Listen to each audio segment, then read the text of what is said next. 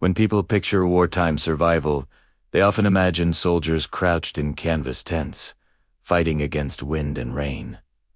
But during World War II, tents were far from perfect. They tore apart in strong gusts, soaked through under heavy storms, and were nearly impossible to pitch on rocky or muddy ground. To truth, these many soldiers didn't survive because of tents. They survived because of a forgotten shelter method that used no poles, no fabric, and almost no equipment. It was simple, low cost, and far more durable than any canvas could ever be. And the best part? It's a method that modern survivalists and bushcrafters can still rely on today. Before the age of nylon domes and high-tech tarps, soldiers discovered that the best shelter was the ground itself. A tent could cover you, but the earth could protect you. By digging into the soil, carving out slit trenches, foxholes, and dugouts, they created shelters that resisted wind, shed rain, and offered concealment from the enemy. A poncho or canvas stretched over the top became a roof, but the real strength came from the walls of packed earth surrounding them. Unlike a tent that could blow away or collapse,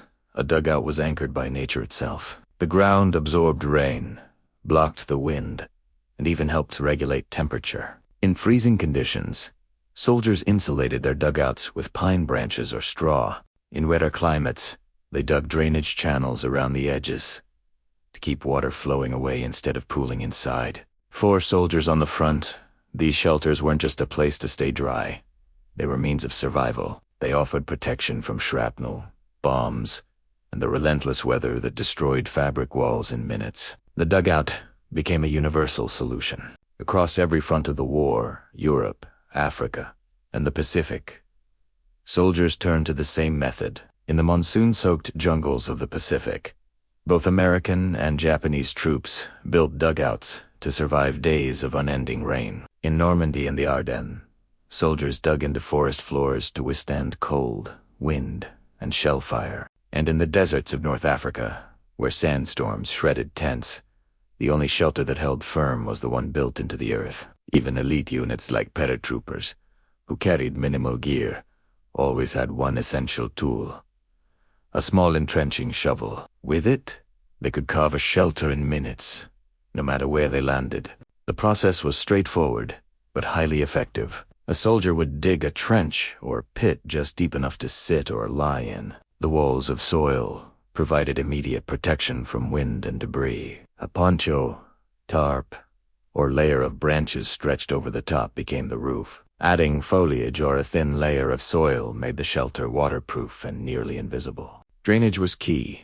A shallow trench running downhill kept the rain from flooding the space. In cold weather, a thick bedding of straw, pine needles, or dry grass kept soldiers off the damp earth. When several men worked together, they could build larger dugouts, big enough to share, conserving energy and lifting morale. Over time, some units turned these makeshift pits into semi-permanent homes.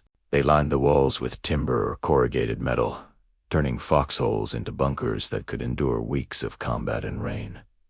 No tent could have done the same. For today's survivalists, the lesson is simple. The best shelter isn't always the one you bring. It's the one you can build with the environment around you.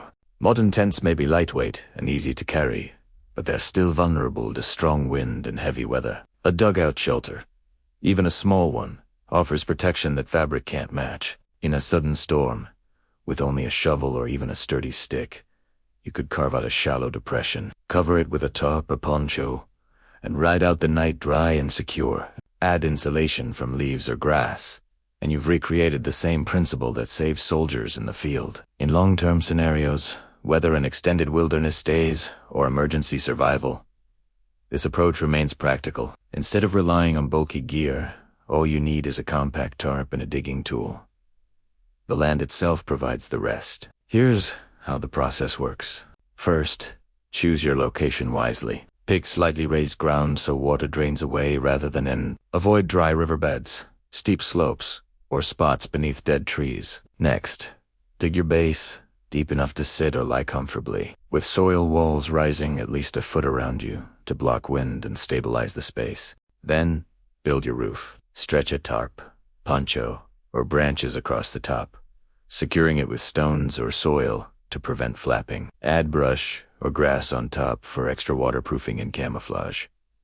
Finally, insulate. Use grass, straw, or pine needles beneath you to preserve body heat. Dig a shallow drainage channel if rain is expected. With just these simple steps, you've recreated a shelter design that stood the test of war, strong, efficient, and built entirely from what nature provides. The forgotten shelter trick of World War II wasn't about expensive gear or advanced materials. It was about resourcefulness, turning the earth into armor. Soldiers proved that the simplest methods are often the most dependable, and that survival comes not from what you carry, but from what you know. For those who value true survival knowledge, these lessons are more than history.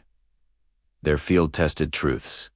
Learn them, practice them, and pass them on. Because when storms come and gear fails, the old wisdom still works. If you found this glimpse into forgotten wartime survival useful, subscribe to In the Beginning for more deep dives into history's practical lessons, the skills and strategies that kept people alive long before technology ever existed. Share this with others who value real, proven knowledge, and keep the legacy of resilience alive.